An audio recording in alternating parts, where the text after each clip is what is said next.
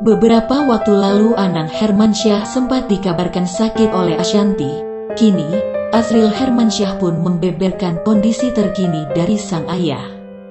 Kerap disibukkan dengan jadwal kegiatannya yang padat mulai dari pagi hingga malam hari. Belakangan Anang Hermansyah dikabarkan tengah jatuh sakit.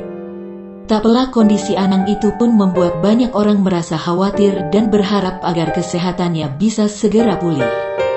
Apalagi sebentar lagi Anang akan segera menimang cucu pertamanya dari Aurel Hermansyah dan Atta Halilintar.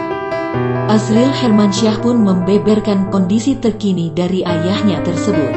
Gak mau bahas itu lagi, nanti aja kalau mau bahas itu janjian. Alhamdulillah udah membaik, terang Azril. Sementara di kesempatan lain, Anang Hermansyah sendiri pun memaparkan kondisi terkininya. Alhamdulillah sehat, tutur Anang.